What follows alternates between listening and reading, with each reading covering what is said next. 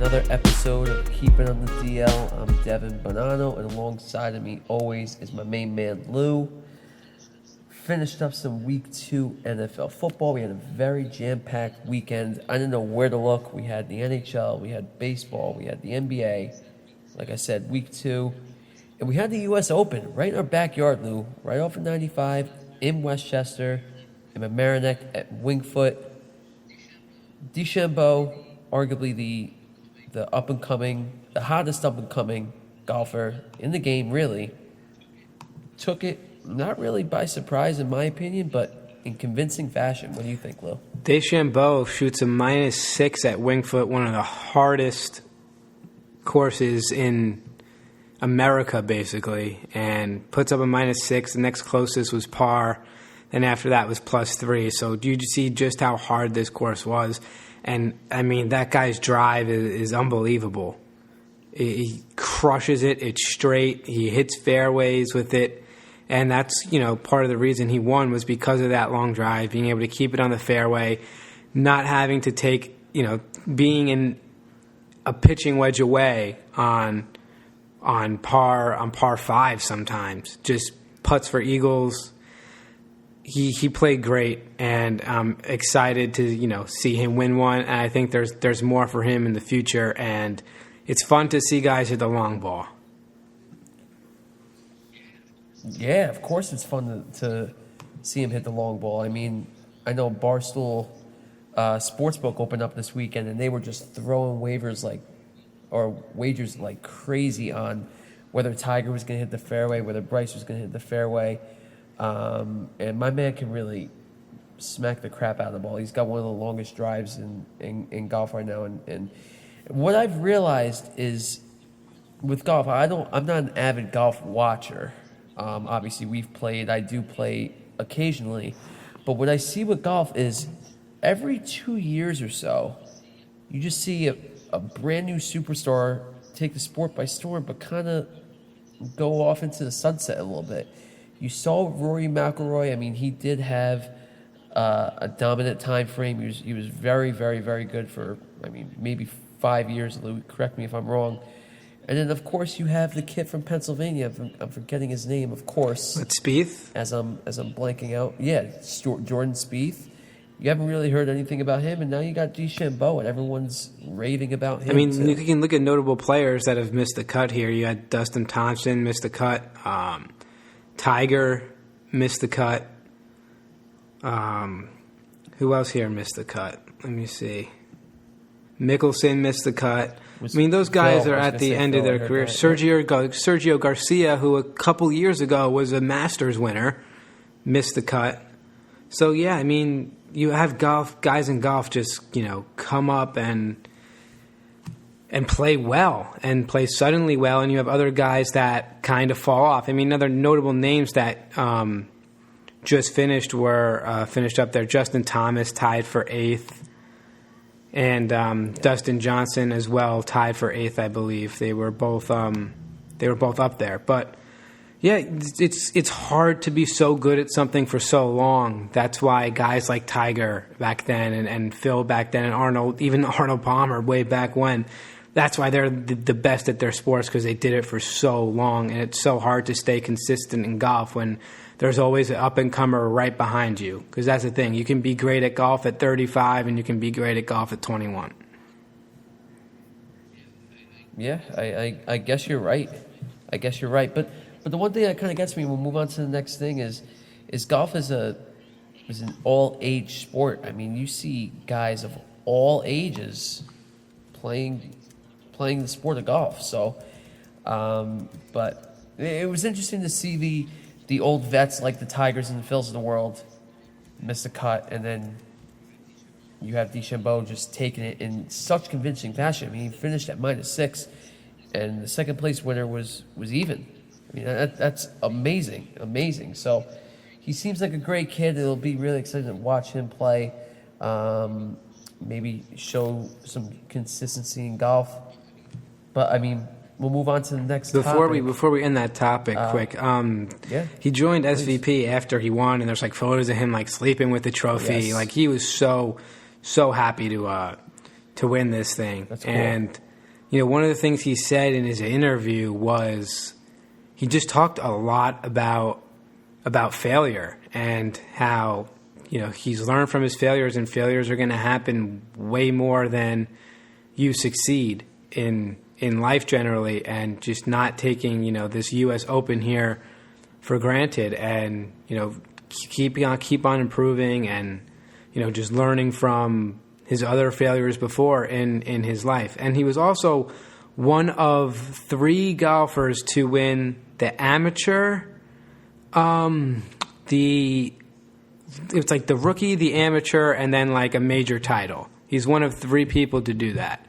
He's joined Tiger and I'm going blank. There's one more. It was Tiger and someone back. It was some guy in like the 60s, 70s.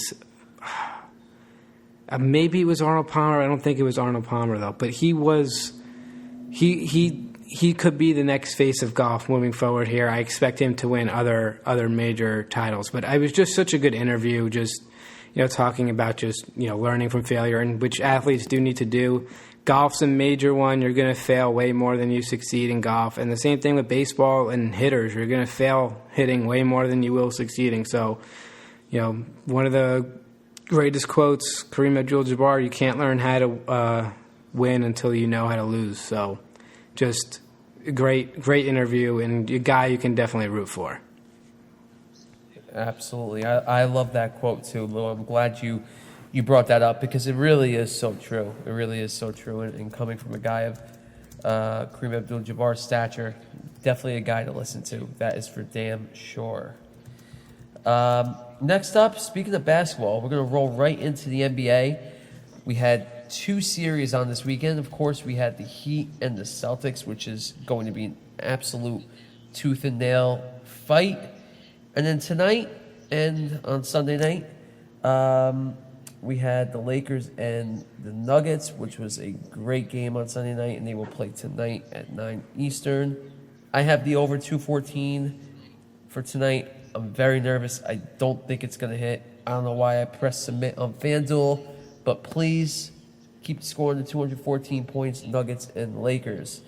We'll stick with the Heat and the Celtics. We'll start with them real quick. Luke, give me your thoughts on what this series has brought to us so far. Well, you got the Heat up 2-1 now. Celtics got their must-win game after falling back 2-0. And like I said, that Miami set the tone with that Bam block in Game 1, and then went out, won in Game 2, came back from, I think, 27 down. Crazy, all these comebacks you see. So many comebacks. Just like they're nothing. Yeah. A 20-point comeback in a 27-point comeback when Bird and Magic were playing is equivalent to probably a 35, 40-point comeback now. It's just so different, the way the game is, and so on and so forth. Just you see scoring, some scores in like the third quarter, you get outscored by 20 to 25 points in the third quarter.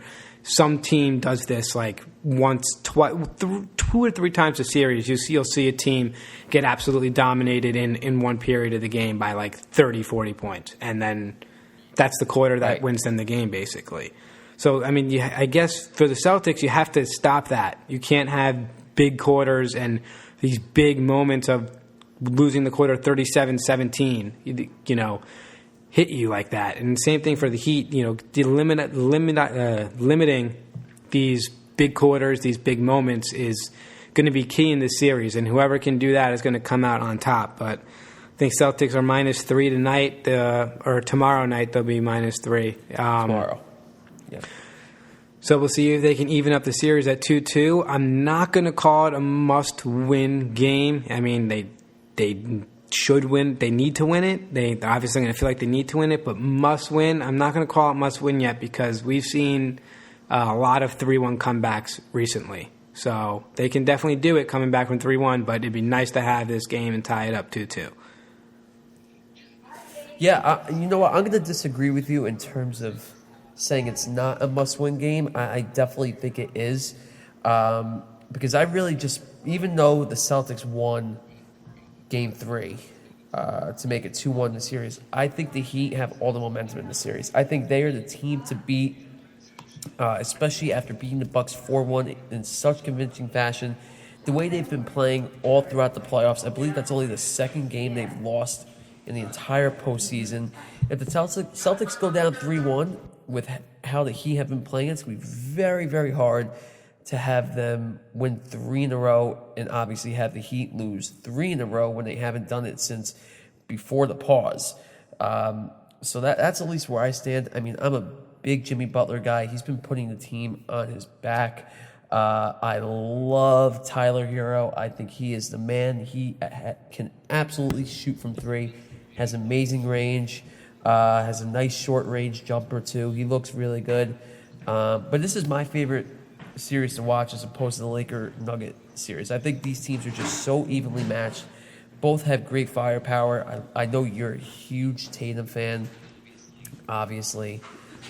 He's a great player to watch. Still have Kemba. I mean, you can go on and on about this series. It's just so even. But if the Celtics lose Game 4, I think that's really going to be hard for them to win 3 in a row against this Heat team. I hope it goes 7 because this has actually been a fascinating series to watch. And as you know, I'm not the biggest NBA guy by any means, but it's definitely been a lot of fun for sure. Yep, and now next series is Lakers, Nuggets. Yeah. I mean, AD with a buzzer beater at the end there. It's crazy how LeBron doesn't take these shots on that team. There's never been a team where like LeBron was the guy kind of taking the shot, unless it was early in his career. And you see AD take the shot. You saw Ray Allen take a shot. Kyrie Irving take the shot. Those are the three names that come to my head when the game's on the line that have taken the shots on LeBron James' team to, advance them and keep them alive. But not that this advanced them or kept them alive, but just big shots. And LeBron has had his moments, obviously, but the big shot, he's not the guy that's going to take the big shot. That's where him and Michael Jordan differ big time. Is MJ was getting the ball and taking the last shot, except for the one time the white lefty took the 3 in finals game. Kerr, not Kerr. Kerr did have a big shot in one of them. The Croatian lefty. Yeah, he was. That's the one I was talking about. But this series is. Denver really needed to make it 1-1. I feel like this series is over now. But Denver came back from 3-1 to the Clippers, so they're definitely capable of it. And we'll see what happens going forward. But down 2-0 is not an easy task to come back from, especially facing LeBron James and Anthony Davis and those boys. Yeah, you're absolutely right. And by the way, that the Croatia on that team obviously was Tony Kukoc. Right. Kukoc. I forget how they said it in the last Kukic, dance, I thought, something like that. Something European. Either way, you're totally right about having LeBron not be that guy. I'm probably LeBron's number one hater. I cannot stand him in a basketball sense. I really can't.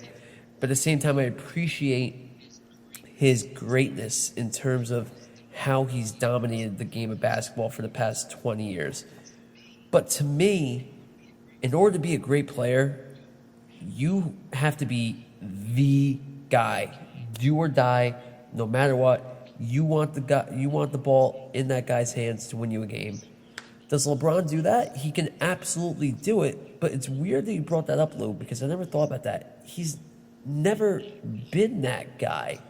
For as much as he puts the team on his back every year, you've seen it with when the Cavs won the championship back in 2016 when the Warriors infamously blew that 3-1 lead. But he's never been that Ray Allen. He's never been that AD. He's never been that MJ against the Jazz in the finals. You know what I'm saying? And I don't know why. Yeah, I mean, he tends to. They've put him in that situation. He's had the ball, and he's likely to give it up. He's likely to find the open man and let them take the shot. Where sometimes when the game's on the line, you need to be selfish. You need to have that, no, this is my time. I need to do this. I'm going up with this shot, whether it's 1-on-4 or something like that. But we haven't totally seen that from LeBron. But hey, I mean, AD made the shot, the Lakers won. That's all that really matters, and that's all that he'll tell you in the post-game conferences and so on and so forth. And that can kind of segue into the award that was handed out last week in the NBA. The MVP award went to Giannis, and LeBron was not happy about his 16 first-place votes. He said Giannis is a terrific player, so on and so forth. But LeBron only having 16 first-place votes, that's just extra motivation for him in this series moving forward. But do I think LeBron, out of 101 first-place votes, I would expect LeBron to have over 20. I would say the 25 to 30 range I thought he would probably get, but he ended up with just 16, and he took a lot of offense to that. But that's his kind of mentality. And I know I'm rambling here for a second, but you even heard DJ LeMahieu, they're saying, the batting title, like blah, blah, blah. What do you think? And he's just like, it's just a distraction. Where, LeBron dissects everything everyone does. And, he was pissed off by these 16 first-place votes. Yeah, and again, that's kind of what bothers me is the guy is, I guess it's just what bothers me about basketball in general, especially being a hockey guy, as big of a hockey guy as I am. In hockey, it's always about the team. In basketball, you always hear I, everything. It's so individualistic. It's a drama, too. It's a drama league, too. It is. It's a huge drama. I mean, if that was a hockey player, they would say, I don't care if I won the Hart Trophy. My team is 5 wins away from winning the Stanley Cup. LeBron is 5 wins away from winning the Larry O'Brien Trophy. So I don't know why you care so much. The only argument I've heard about that, Lou, I don't know if you know this, is it makes a difference if they're on first or second team All NBA. I don't know as far as their contract goes for their next contract negotiations for max contracts. Okay. I don't know if you knew that. So if that's the case, I understand it. But if you're that bothered about winning an MVP, obviously it sucks. You can be. I don't think he was even concerned about winning it. He wanted to have more votes. I don't think he cared if he won it or not. I mean, obviously he wants to win it, but he was kind of upset about the votes. Well, I mean, do you think he was deserving of an MVP this year? I don't think so. I mean, he's like the Mike Trout argument. Like, yeah, you can always give it to him. I know. He can win it every single year. Exactly. But I don't know. I definitely think James Harden deserved votes too, and he got them. Harden got votes, and obviously Giannis got the most. But Harden almost averaged 35 a game, which was, I think, 4 or 5 more points than any player. So, I mean, Harden had a terrific year. Granted, he turns the ball over quite a bit, but look, LeBron, Giannis, and Kawhi are like your top 3 players in the league. I don't think Kawhi was MVP level this year. They went with Giannis in back-to-back years. I wouldn't have been surprised if it was Giannis, LeBron, or Harden. Those are my top 3 finalists for NBA MVP. And I think Luka's coming up soon. I think Luka's going to get an MVP soon. Yeah, I'm so excited to see him win an MVP. He's so fun to watch. I love Luka. Yeah. I think he's such a good basketball player and great for the game. I really do. Yep. I absolutely do. And the name finally came to me. Jack Nicklaus was the third. Jack Nicklaus. So of DeChambeau, course. Woods, Nicklaus, only players to win the NCAA championship, the U.S. Amateur championship, and a major title. Only 3 golfers to do it. Amazing. So good things in store for DeChambeau. Pretty good company for Bryson right there. That's for sure. Well, next up, we got the Stanley Cup final. Surprisingly, the Dallas Stars are in it, facing off against the Tampa Bay Lightning. Best of 7 series, obviously, up in Edmonton. I'll start off with the Lightning first, because I believe the last episode we knew that the Stars were in, but the Lightning are still playing the Islanders. Yes. I got to give a ton of props to the Isles. I really do. I mean, they were fighting so hard in games 5 and 6. I mean, they won a double OT game in Game 5 and went to overtime in Game 6. Could have easily gone 7 and potentially won a Game 7 against the Lightning. The Lightning are clearly a better team on paper, but man, the Islanders were playing such a good team game. I know I keep saying that about them, but that was an awesome series. That was playoff hockey at its finest. The Lightning go on to win 2-1 in overtime in Game 6 and face the Lightning in Stanley Cup final. Right now it's tied 1-1 in the series, but the Stars won 4-1 on Saturday in Game 1, and the Lightning came back last night on Monday and tied up the series 1-1, so now it's a best-of-5 series. This is definitely going to be fun. The goaltending has been phenomenal for both teams. Khudobin's been unreal for the Stars. When it really wasn't his job, even going into bubble play, it was really supposed to be Ben Bishop. And, of course, you got Andrei Vasilevsky for the Lightning, who's been playing great. I'm excited for these next 5 games. Hopefully it gets to 5 because I really want to see this series go 7. Yeah, I mean, this game's getting to 5 games. I think this is going to end in 6. I think the Lightning in 6 is the pick here. But they got 3 first-period goals yesterday, and they just hung on to that lead.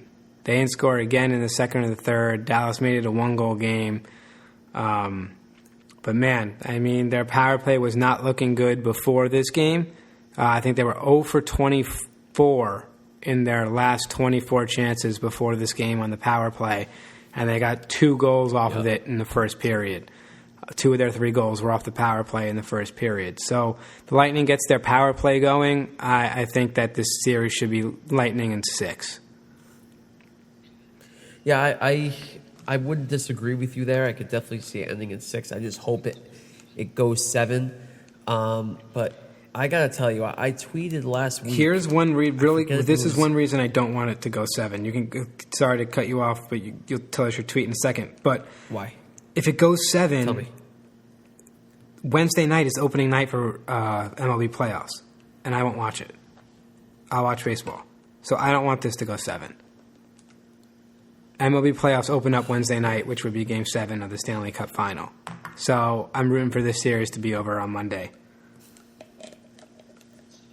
So that's why.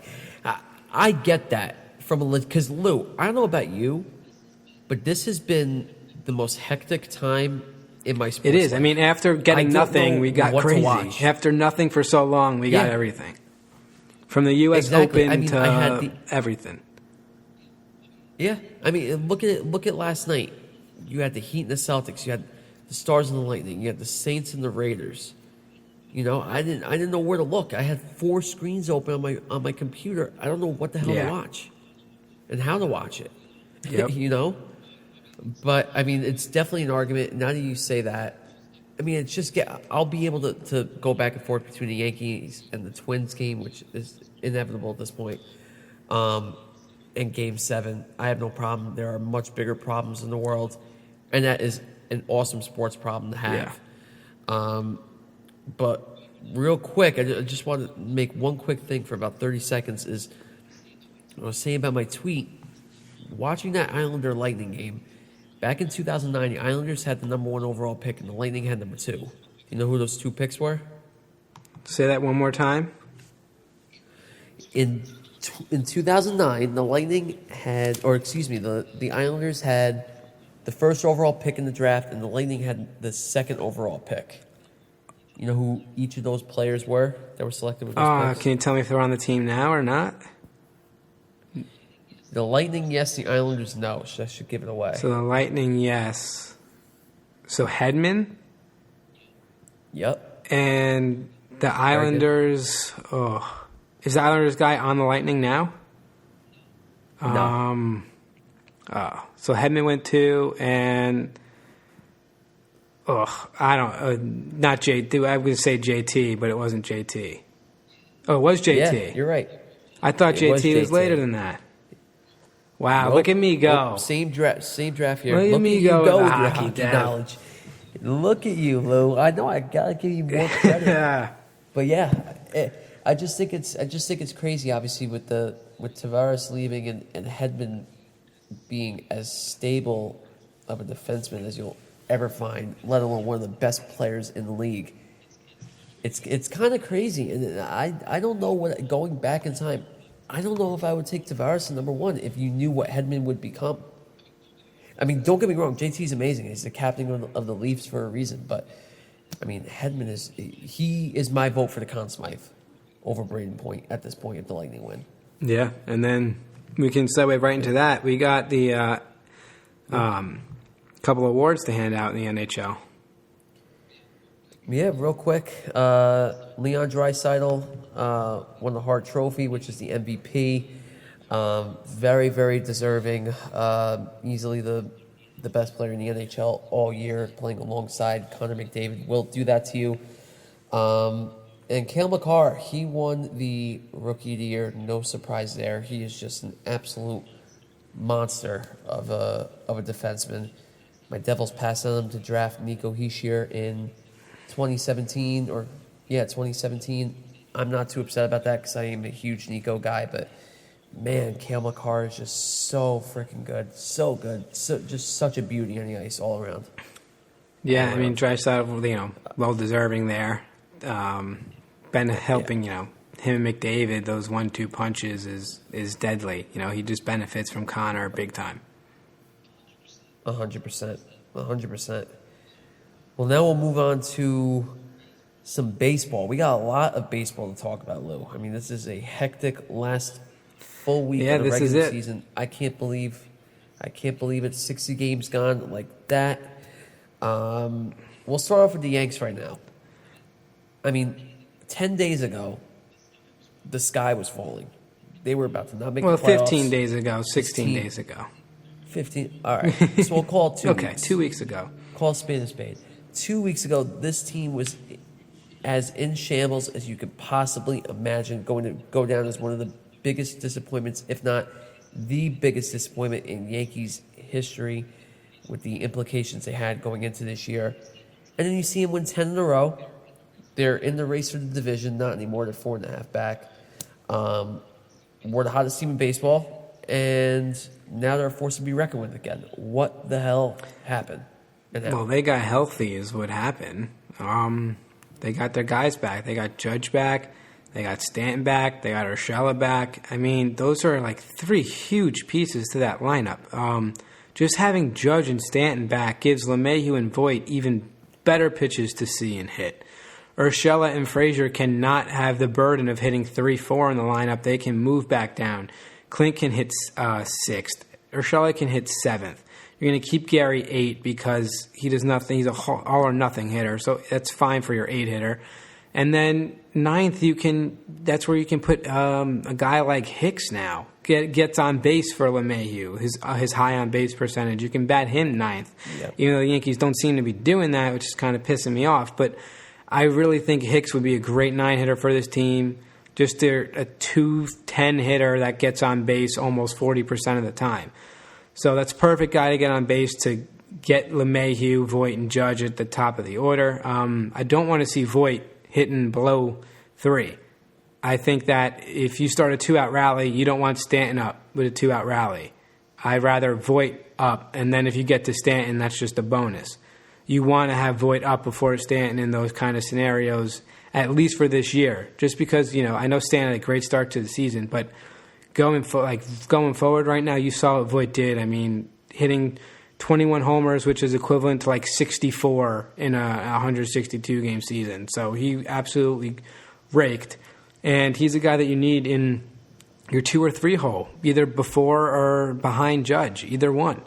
But I would like to see Voit up there. And their pitching has finally come around. Cole, you might see Higashioka and Cole for the rest of the postseason. You might not see Gary catching Garrett Cole. So that means Gary Sanchez's bat would not be in Game 1 or Game 6 of a 7-game set, or Game 1 and Game 5. I mean, Gary's bat's not going to be there. He might pinch hit, but Higashioka is going to be the catcher for Garrett Cole because he turned his season around. I don't think he's allowed a homer in his last 2 outings. He'll be throwing the ball for the Yankees tonight against the Blue Jays. So they got him going. Tanaka, there's nothing to say about Tanaka. He's going to be postseason Tanaka. You're just ready for him to get out there and pitch. And I think Happ, honestly, completely flipped his season around. Yeah. He did. He totally turned his season around after they skipped his start. It was just totally different J.A. Happ, attacking with the fastball in the right ways, having more just bite on his secondary pitches. He looks so much better, and he really might have pitched himself into a number 3 starter here for the Yankees. Montgomery has flaked since his hot start. You might see him, Garcia, in that 4 chance for the Yankees, but there's no off days now, so they're gonna have to throw maybe 5 guys. So you might have to have Montgomery and Garcia throw games 4 and 5 instead of maybe platooning both of them in one series, getting you to one game, getting you to the 6th inning, then handing it over to Green, Britton, Ottavino, and Chapman. So we'll see what the Yankees do, but I think your 1, 2, 3, it has to be locked in as Cole, Tanaka, and Happ. I hate Happ, but I cannot disagree with you at all, especially with how he's pitched. And we were talking about this last week. You're not going to be able to roll your 3 starters anymore in the postseason, as we've seen a lot of teams do over the course of the past 5-10 years. This is almost like the regular season, where you're going to have a 5-man rotation.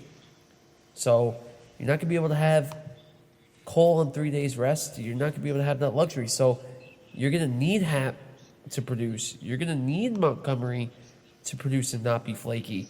I saw your tweet that you quoted the Pinstripe Show, which is a great follow on Twitter at Yankees Podcast.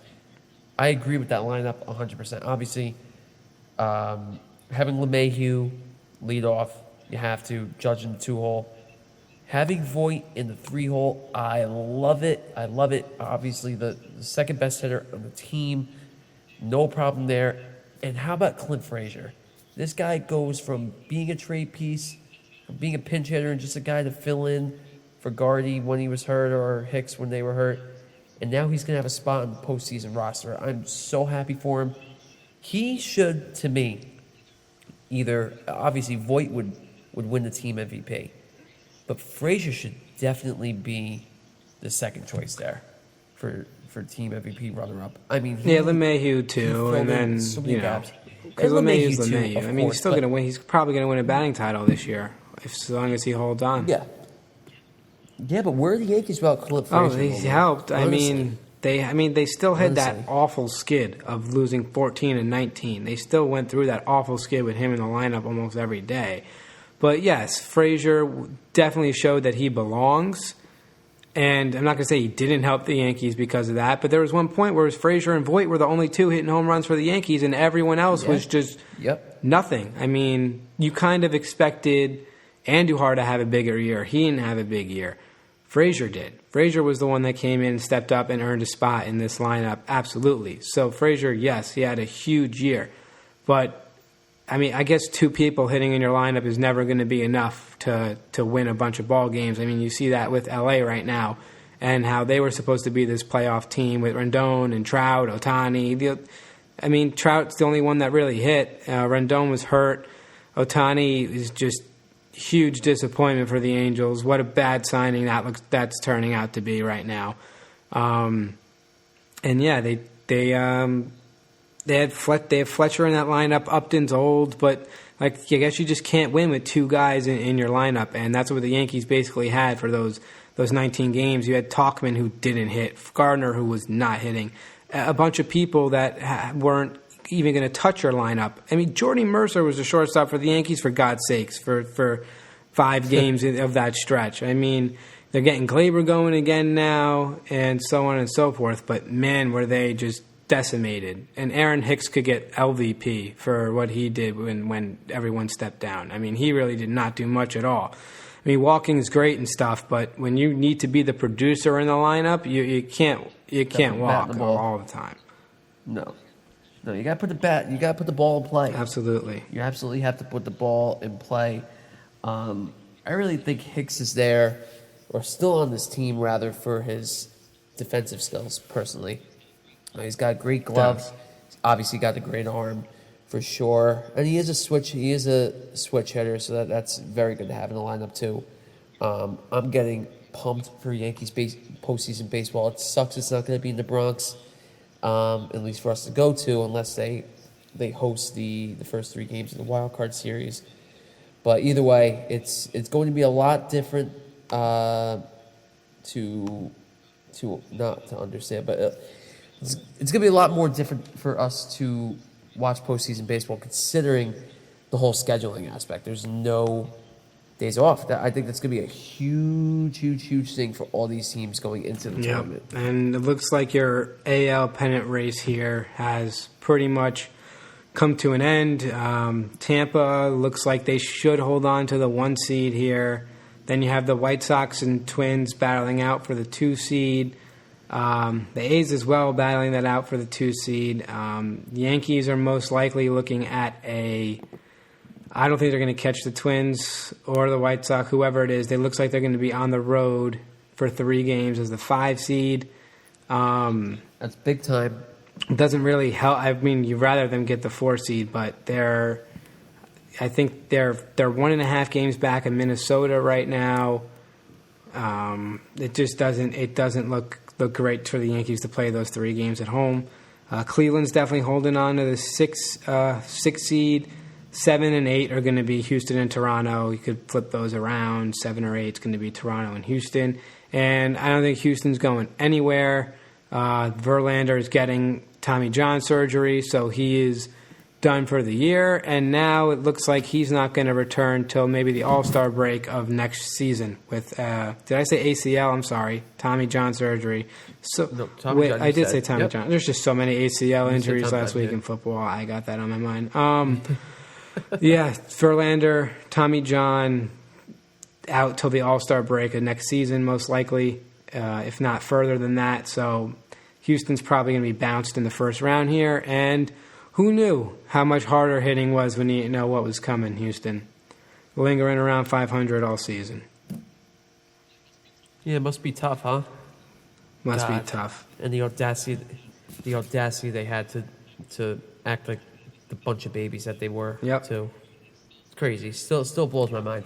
Not going to get into that anyway, but real quick, we'll end baseball with this. How about Pujols hitting .661 and passing? Yeah, one of the he's overlooked now because his career is on the downhill. He's 40 years old. I think he's got a couple years left on his contract to play out. But, man, this guy back in the day was something. He's got 3 MVPs, a Rookie of the Year. He was runner-up to the MVP 3 or 4 times. Just remarkable stats that Albert Pujols has. And one thing that stuck out to me was the guy never struck out more than 100 times in a season. And to be that much of a power hitter, of that guy that can crush the ball, to not have the big swing and miss, so on and so forth, it is huge. I mean, the most he had was 93 in his rookie season, and he did that one more time in 2007, I think. But for him to have that kind of low strikeout rate with 661, I think 662 now, home runs is remarkable. He's really one of the greatest first basemen of the generation, and surely a shoo-in for top 3 first baseman of all time. Just what a ball player. Yeah, I couldn't have said it better myself, Lou. I've always been a huge Pujols fan. Loved him in St. Louis. You kind of never heard from him again once he was out in L.A. with the Angels, and I don't think they've made the playoffs with him, to be honest with you. Maybe once. I believe once. Trout's been to the playoff once. Just once. Okay, so definitely once. I think that was the year he was MVP. Definitely deserved it. Not MVP. Pujols was an all-star with the Angels. His only year as an all-star in 2015. Okay. I think that was the only year. Right. Sorry, but yeah. Okay. No. Yeah, I mean, he's obviously a first ballot Hall of Famer, no doubt, and I agree with you with the whole top 3 first baseman in baseball history statement for sure. Yeah, I mean, if you want to knock him for something, it's his 389 times he's grounded into a double play, which is the most that any player has ever done it. So that's his one weakness, is the double play ball there. And you know what? He's still number one. Yeah, I mean, I definitely. So. Yeah, I don't think he's going to be unanimous in 4 or 5 years whenever he's up for eligibility. I definitely don't think he's going to be unanimous now because I think some guys are going to look at the steroid era and be like, he could be one of the ones that got away with it, and Jeter to not be unanimous. I just don't. I don't see Pujols being unanimous. I see him getting 95, right around 95% of the votes. I don't see him being unanimous. But actually, before I lose my thought here, you remember when there was one person that didn't vote for Jeter, and they asked Jeter what he wants to say to that person, and he basically didn't say anything. He said, I don't really have anything to say to that person, but I want to thank those people who did vote for me, and did give me all those votes. Because that guy just never takes things for granted, and you see the opposite side where LeBron goes, what the hell, only 16 first place votes, blah, blah, blah. He didn't, say, I want to thank the 16 people for voting for me. He didn't say that. Right. Just totally two different people, and that's why I guess you and I are both on the same page where, LeBron's not up there on our list of favorite athletes, and that's, it's why Jeter was. Because everything he made, he's like one of those people where, you meet your idols, they say don't meet your idols, but if you met him, you'd be like, he'd exceed expectations. Every time you thought he was going to, do something, say something wrong, he exceeded expectations. It's like, God, I didn't think he was going to say that. I wanted to see him, what he actually thought of this one person not voting for him. Nope. It's like, that's Jeter. That's Jeter. That's Jeter. You're never going to get that out of him. The guy always knows what to say and how to act in every single situation and does it beautifully and kills it. He's a god for a reason. He doesn't do anything wrong. Nope. Does not do anything wrong. I actually do think, I know we're running over here. We've been talking a while. But we do need to just quickly crunch the NL playoffs here. Dodgers are locked up the first seed. San Diego's making it. Atlanta, Chicago's going to make it. And then fighting for the second place in the NL Central is St. Louis and Cincinnati. They're tied. And that's going to come down to the wire. St. Louis is 26 and 25. Cincinnati's 28 and 27. They are neck and neck for that second place spot.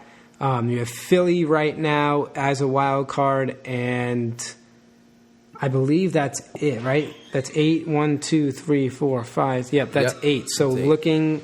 Looking outward is Philly, Milwaukee, San Fran. Those are your runner-ups for the wild card right there. Trying to make it. I don't see the Giants doing it. In Milwaukee, Yelich needs to be great. Yelich needs to be fantastic. I just don't see that happening. He hasn't had a kind of a disappointing year, but I think what you see right now is what it's going to be. I do not think that these teams looking out right now are going to get in. Philly just lost the game to the Nationals today. They play the Nationals again tonight in a doubleheader. But Mets fans, it's over. You're not making it. You totally should have made it in an 18 playoff. I'd be pretty pissed off as a Met fan that couldn't even make an 18 bracket. But yeah, I do think the NL is kind of locked up here. I don't see the Phillies doing it. Their bullpen is extraordinarily bad, and I think since he's starting pitching here down the stretch, is going to carry them a little bit. And St. Louis is just a typical playoff team. Yeah, typical playoff team. Exactly. It's very tight out in the NL. There's no question about that, with the Dodgers being the team to beat. Well, our last segment, try to keep it a little shorter, but we do have a lot to talk about with the NFL. This was a jam-packed week, too. Jam-packed week, too. And I'm not going to let this down, Lou. I know I keep texting you about it, keep calling you, whatever. But the Raiders, they won last night. The Raiders did win last night. I guess the casinos were open, and the Saints players went out and partied in Vegas. I guess that's what happened. I thought the casinos might have been closed, but I guess they weren't. I guess they were open. I guess the Saints went and they turned the ball over. And Raiders took advantage to their credit and won the game. Definitely well-deserving. Definitely a great pick by Dev. My picks last week, Vikings are horrible. I didn't think they were that bad, but they were horrible. Didn't cover the 3, but my lock, San Fran, didn't even matter that half their team left the field. Destroyed the Jets last week. So Dev is in the lead with 5 points. I have 2 points. I'm looking to bounce back this week. Yeah, it was a great week too as far as the games go. But we'll talk about the Giants and Jets in a second. But I want to talk about all these injuries, Lou. Especially, I'm going to leave that Saquon Barkley injury to you for a second. But I don't even know where to start with these injuries. There are a ton and huge names, including Nick Bosa. Yeah. Who tore his ACL and is out for the year too. So many injuries. I just think you kind of see what no preseason does. A lot of players, lower half, these are lower half injuries. These are hamstrings. These are ankles. These are ACLs that, I think ACL is more of a freak accident than anything. But still, just these guys, it's different when you get your preseason, you get your legs under you in the preseason. And they were right out of the gate week 1, right out of the gate week 2. I think by week 5, 3, maybe not 5. Maybe by week 4, you're going to see your best football, being played here. And teams that, I know this has nothing to do with injuries, but teams that have new coaches and things like that didn't have the preseason to really prepare and see their product on the field other than practice. But we'll see moving forward. Helps. We'll see less injuries. But, yeah, so many. I know they were inspecting the turf at MetLife. I think they're putting new turf down now. I don't know. There were really no injuries in the Steelers-Giants game. I think James Conner had that kind of an ankle thing, but he's fine. He rushed for over 100 yards in his game. But, yeah, we'll see. I mean, the Giants are playing them at the right time. Garoppolo looks like he's not going to play Sunday. Bosa's out for the year. The Niners have another lineman out for the year. It doesn't look like Richard Sherman's going to play. Mostert's not going to play. But, yeah, I mean, a lot of injuries. You obviously saw Barkley there.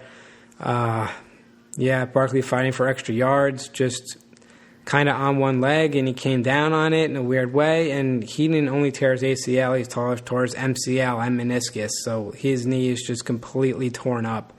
I would be surprised if he's ready to go by week 1 next year. He's a freak, so I think it can be done, but I mean, it's gonna be tough to get that leg ready for week 1 next season. Yeah, but how about that play before, Lou? Because I thought he tore something in his elbow before. That very play before. I don't know if you did you see it wasn't. That? Yeah, it was the very play before.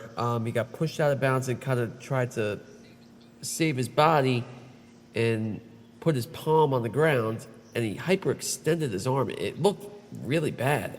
I thought he was going to be out for the game from that, but then he comes out next play and then tears his ACL. Yeah, I mean, huge blow to the Giants. They just after trading, Odell away. Not that hurt Giant fans, but it was just a playmaker that was fun watching. Now Barkley, you have him gone. Looks like they're signing Devonta Freeman tomorrow, as long as he passes COVID protocols and so on and so forth. He'll be a New York Giant come tomorrow, so that'll be the new running back. But yes, not having Barkley kills us, but ultimately, when Barkley left last year, he had that knee sprain. Jones went on and beat the Bucs. They went on and beat the Bucs. Their wins last year, till the end of the season, I think Eli got one of the wins last year against Miami when Barkley played. But I think 2 of the 4 wins the Giants had last year, Barkley didn't play in. So I don't think this kills the Giants. This doesn't mean the season's over. This means the fun of watching Barkley is over.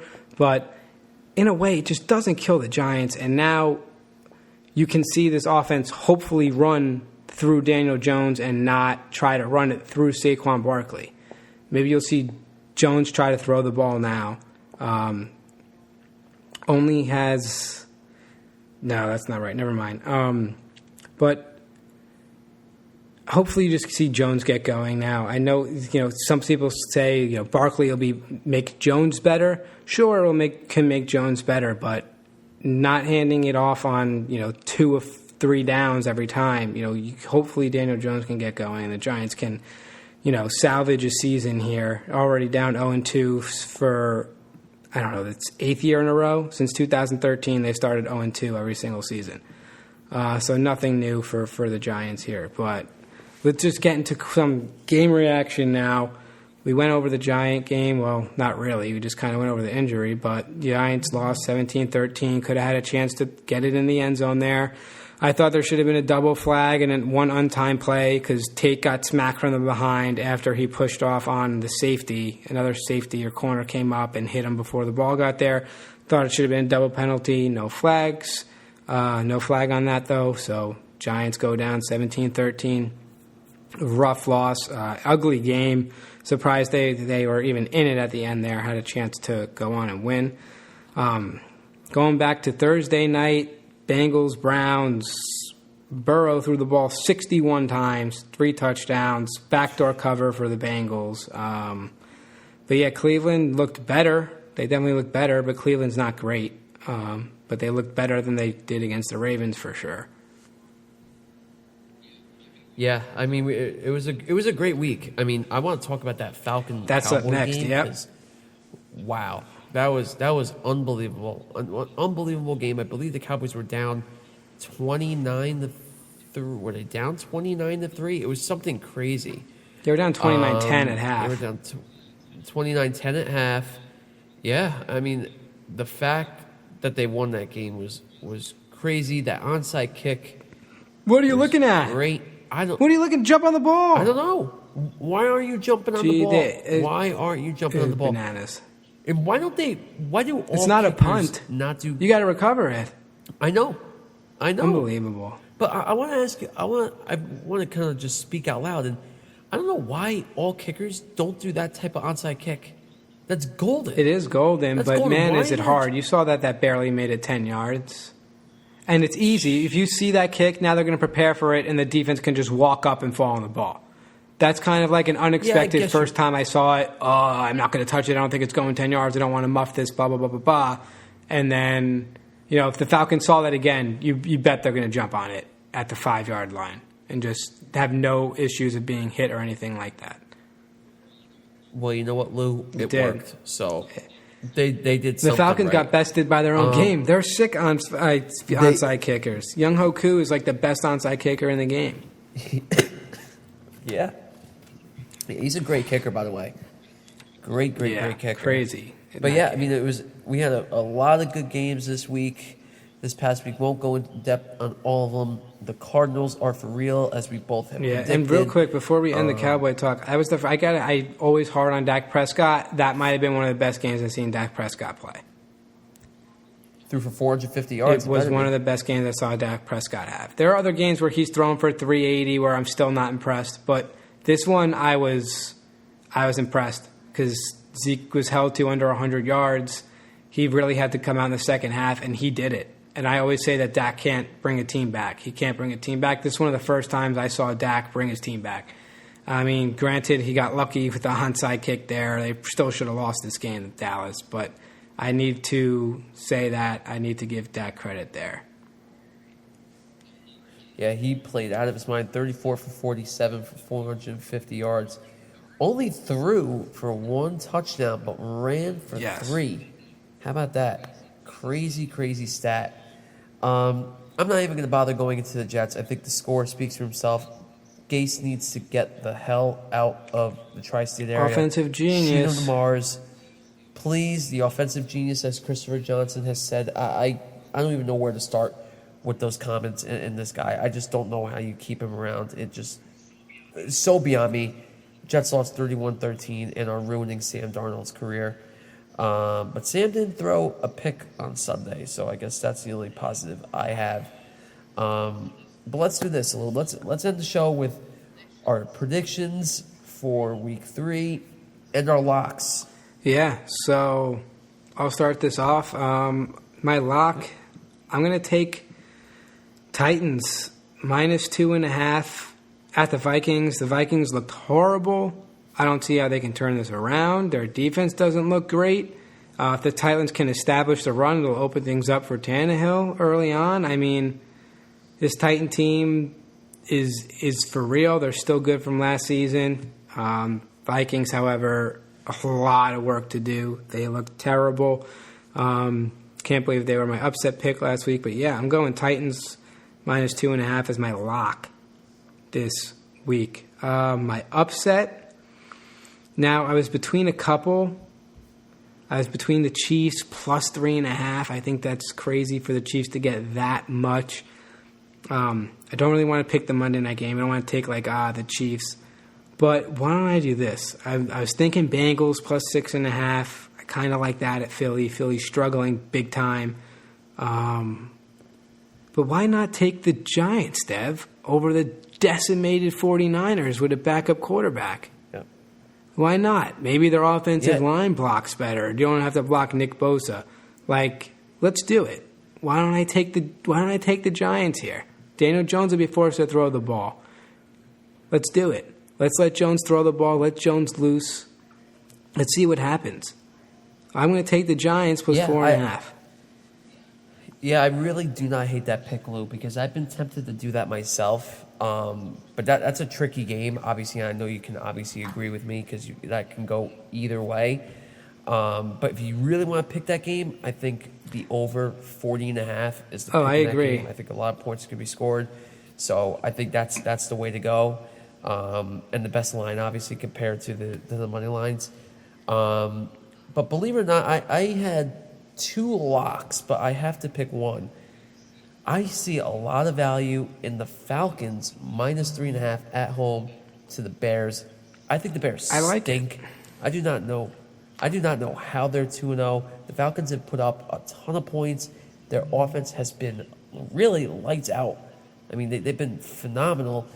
I just don't know why. I mean, I understand the line, but I really love the line. I think there's a lot of value there. Otherwise, I just think the Eagle money line is my other lock, but I'm nervous about that game. No, you're taking the Falcons. Really We're done. You're not taking the Eagles. No, I'm taking the Falcons. You're not taking the Eagles. No. I'm taking the Falcons spread minus 3.5. My upset pick, believe it or not, I'm going to take the Jets plus 10.5 going into Indy. I'm going to do it. Jesus. I don't love Indy in that game, but man, would I never take the Jets. No, I just really think the Jets played 2 great teams in their first 2 weeks. Granted, they are did you just say the Jets played 2 great games in their first 2 weeks? They ain't played. No, two great teams in their first 2 weeks. In the Bills and the Niners. Come on, Lou. Come on. But at the same time, I really do not. I'm not high on the Colts. I know they played great against the Vikings. I just think the Vikings stink.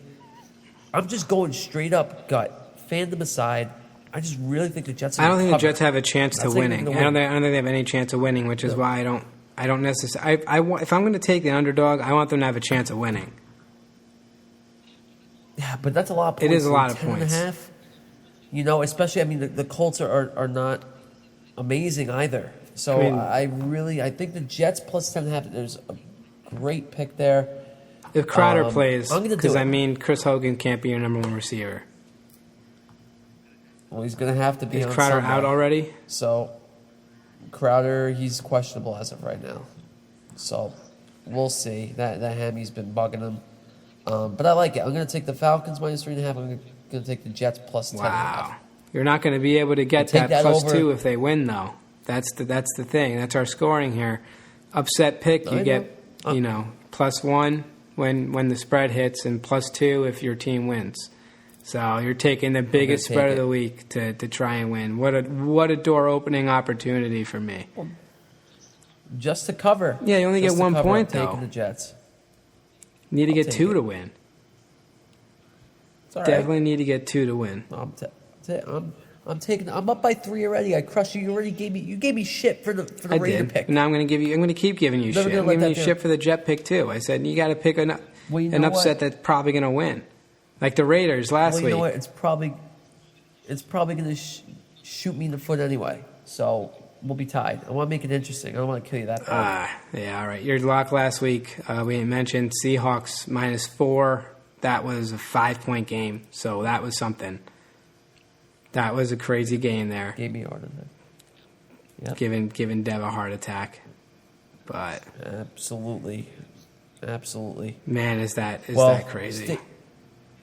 Yeah, that was a great game. I mean, the Patriots could not have made that more interesting, being on the 1-yard line. I mean, it was like the Super Bowl all over again, just role reversal.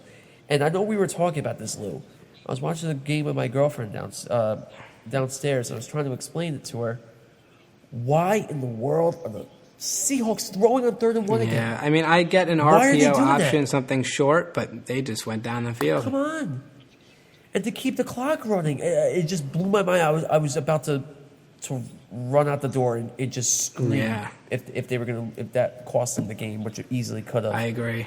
But definitely a classic on Sunday Night Football. Before we go here, I want to hit you with 3 rapid fire questions. Josh Allen or Sam Darnold? Right now, you have to take Josh Allen. I hate to say Monday it. night. No, not Monday night. Chiefs, Ravens. Whatever my coin is telling me, because I really do not know what Justin to go Herbert. with. I think I would take the Ravens. Justin Herbert, impressive debut. Does he win next week? He could. He absolutely could against the Panthers. I stayed away from that game, though. -6.5.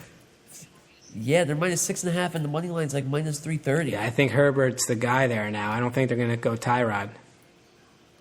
Good for him. He played out of his mind. He played lights out. He did, but they didn't have a chance to really prepare for him, the Chiefs, so he got away with it. But we'll see what he does with a full week of preparation. And Justin Herbert there. I was not a fan of him coming out of the draft at all.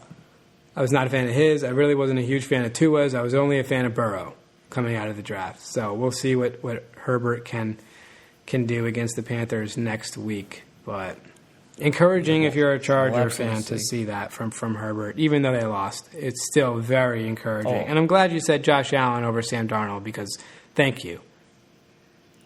Yeah, Lou, I'm a sports fan. I'll tell how it is. Because there are still people freaking out. Sam's so much more talented. Sam's the man. I'm like, all right. Because Josh Allen's not good. He's throwing for 400 yards and running for almost 100. Yeah, but look, I really don't want to get into the Allen Darnold argument right now. But just real quick, I'm giving props to the Bills and to Josh Allen and how quickly they rebuilt, and what they did to give Josh Allen a formidable offense and a team. I mean, they have one of the best defenses in the league. They traded for Stephon Diggs. They have John Brown. Devin Singletary is a pretty good running back. Look at that. What do the Jets have? The Jets had Le'Veon Bell, but Case doesn't want to use him. I know. It's insane. The issue is at the head coaching position for the Jets. It's so evident. I really don't think he's going to get fired at the end of the year. And now my blood pressure is up. Yeah, I would like to see Jason Garrett fired for the Giants at the end of the year if he keeps this going, because it is disgusting. It's awful. It's awful. This play calling, there's nothing creative about it. It's boring. I hate it. Yeah, we're both killing it. Yeah, right I need Garrett gone. So, yeah, well, we might see Garrett gone. Is it a one and done deal in New York? We'll see. There are still 13 games left. A lot of season to go. Hopefully the Jets and Giants can pull out a win, or in the Jets' case, for my pick, a cover. We'll see. We'll talk to you guys next week, and boy, are we excited for that Monday night game. Yep. You said it all. We'll see you guys next week.